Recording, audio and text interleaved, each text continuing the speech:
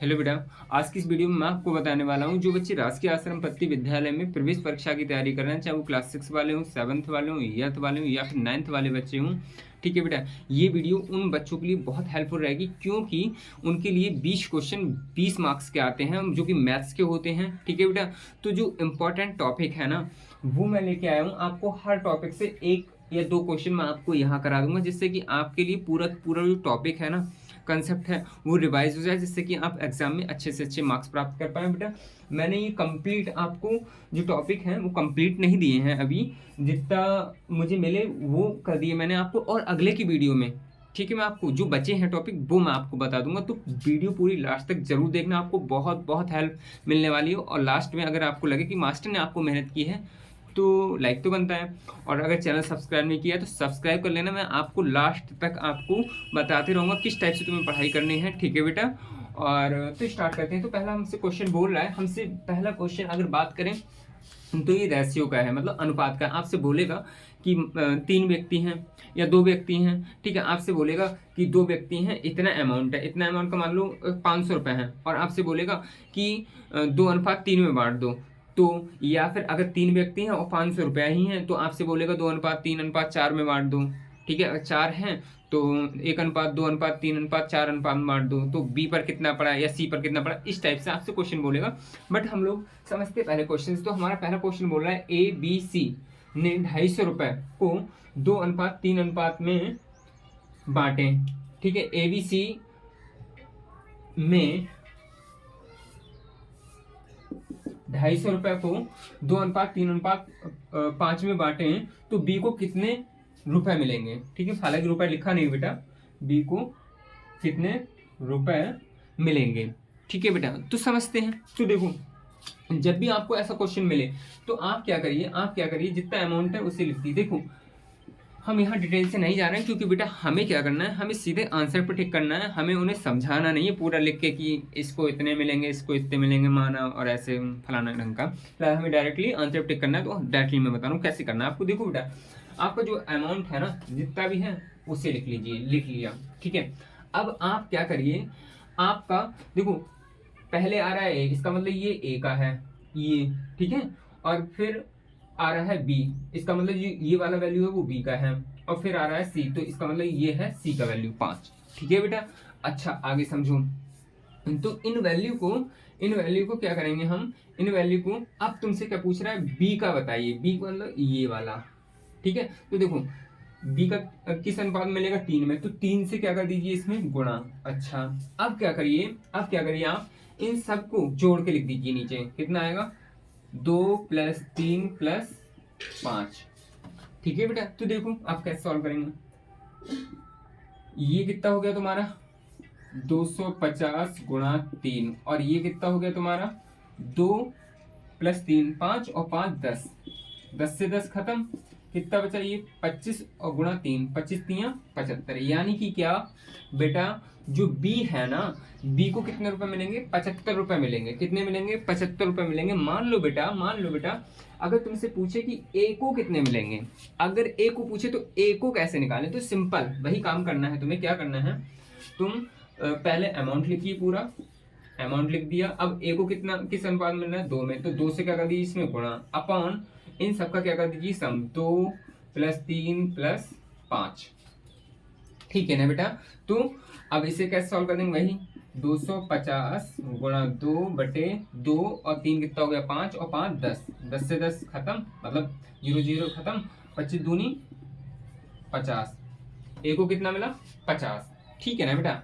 अच्छा, अगर तुमसे सी का पूछे तो क्या करना है तुम्हें, फिर सी ये जो अमाउंट है 250 रुपए, उसमें सी वाले से मल्टीप्लाई कर दीजिए। सी का कितना है 5, अपॉन सबको जोड़ दीजिए, 2 + 3 + 5, कितना आएगा 250 × 5/10, 10 से 10 खत्म, 25 पंजे 125, मतलब तीनों में आपने बांट दिया। अगर हमें ये चेक करना है अब क्वेश्चन कि हमारा सही है या गलत है, हालांकि हमारे पास इतना टाइम नहीं होगा और ना ही तुमसे 3 इन्फॉर्मेशन पूछेगा, तुमसे सीधे मतलब एक ही क्वेश्चन पूछेगा कि ए पर कितना पड़ा, बी पर कितना पड़ा, बट मैं आपको बता रहा हूँ। ठीक है बेटा, अगर हमें चेक करना है मान लो सही है या गलत है, तो देखो इन्हें जोड़ लो, इसमें इसे जोड़ लो, कितना हो जाएगा 125 और 125 ये, कितना हो गया 250 हो गया, मतलब तीनों को कलेक्ट कर लिया हमने, तीनों का अमाउंट कलेक्ट कर लिया, 250 हो गया, इसका मतलब हमारा क्वेश्चन है वो सही है। ठीक है बेटा, तो ये क्वेश्चन हो गया हमारा। अच्छा, अब आपसे क्वेश्चन में भी ऐसे पूछ लेता है, बताओ क्रयमूल्य क्या होता है।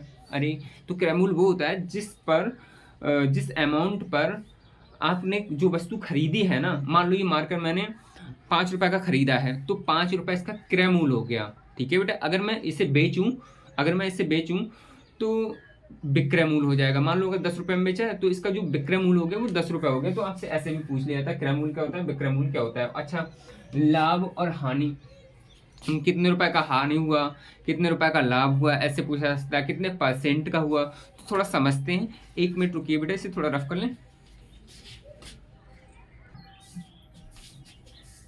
तो देखिए बेटा, आपसे ऐसे बोल रहा है इस क्वेश्चन में, आपसे बोल रहा है 2000 का 20% निकालिए। तो 2000 लिखिए, 20% निकालना है इसका, 20 से गुणा कर दीजिए, परसेंटेज का ही साइन हटाएंगे, चिन्ह हटाएंगे, 100 से भाग कर देंगे। अब देखो, एक जीरो से एक जीरो खत्म, एक जीरो से एक जीरो खत्म। अब यहाँ कितना बचा 200, 200 की 2 से गुणा करेंगे कितना आंसर आएगा 400। ठीक है बेटा, 200 का 200 का दोगुना 400 हो गया। ठीक है बेटा, ये आंसर हो जाएगा। अच्छा, अब हमसे एक क्वेश्चन बोल रहा है, किसी वस्तु को या एक वस्तु का जो क्रय मूल्य है वो 500 रुपए है, मतलब 500 रुपए में तो खरीदी है।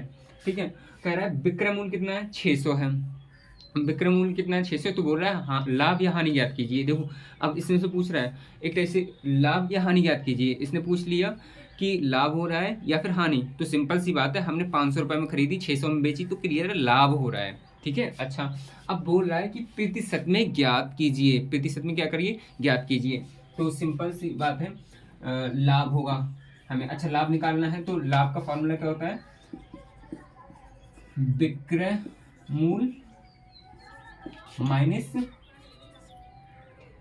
क्रय मूल्य। ठीक है बेटा, तो अच्छा, अगर तुम्हें हानि होती तो क्या होता, अगर हानि का निकालना है तो हानि का क्या था, क्रय मूल्य माइनस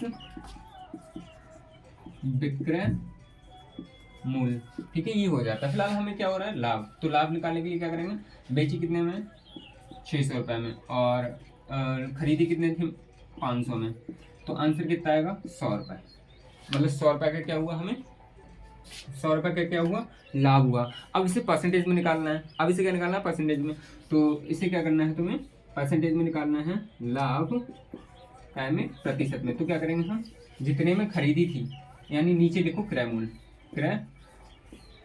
मूल्य और ऊपर क्या लिखोगे, जो लाभ हुआ है, जो क्या हुआ है बेटा लाभ हुआ है। ठीक है, और यहाँ क्या कर दीजिए आप, यहाँ का क्या करिए आप 100 से गुणा और परसेंटेज का साइन लगा दीजिए, 100 से गुणा परसेंटेज का साइन लगा दीजिए। लाभ कितने का हुआ तुम्हें 100 रुपए का, खरीदी कितने में थी 500 में, इनटू में 100, 2 जीरो खत्म, यहाँ कितना बचा 100, 5 एकम 5, 5 दूनी 10, यानी 20% लाभ हुआ। कहने का मतलब ये हर 100 रुपया पर तुम्हें 20 रुपया मिल गए। ठीक है बेटा, तो इस टाइप से आपसे पूछा जा सकता है। अच्छा, हानि वाला भी क्वेश्चन होता, बट अगला क्वेश्चन मैं आपको बता देता हूँ। इसने अब आपको बताना है कमेंट करके, अगर इसने 700 रुपये में खरीदी है और 600 रुपये में बेच दी, अब आप बताइए लाभ होगी या हानि, और अगर हानि होगी या फिर लाभ होगा तो वो कितने परसेंट होगा, लाभ या हानि, आपको कमेंट में जरूर बताना है बेटा। तो ये सब कुछ हो गया। अब मैं आपको बताता हूँ बहुलक का कंसेप्ट। क्या बताता हूँ बेटा, बहुलक का कंसेप्ट समझते हैं। तो सिंपल समझ लीजिए, बहुलक का मतलब एक टाइप से बोले बहुत सारी संख्याएं दी होंगी आपको, लाइक अगर मैं कहूँ 2 2 2 3 4 2 5, इस टाइप से दे रखा है, ये क्वेश्चन है। अब इसमें पूछे तुमसे बहुलक बताइए, तो मैं कह सकता हूँ बहुलक का मतलब जो बहुत बार संख्याएं हो, बहुलक बहुत बार, तो बहुत बार क्या आया है, इन सब में अंक 2 आया है। ठीक है बेटा, 2 यहाँ भी है, इन सब में सबसे ज्यादा क्या है 2 आया है, तो इसका मतलब जो 2 है इसका इन सभी नंबरों में जो बहुलक है वो 2 है। ठीक है ना बेटा, ये क्वेश्चन हो गया, तुम्हारा कंसेप्ट हो गया, वो काय का हो गया बहुलक का हो गया। कोई दिक्कत वाली बातें नहीं होना चाहिए। अच्छा, ये जो माध्यिका वाला है वो कंसेप्ट समझिए। 1 मिनट के लिए हम थोड़ा स्पेस बना लें।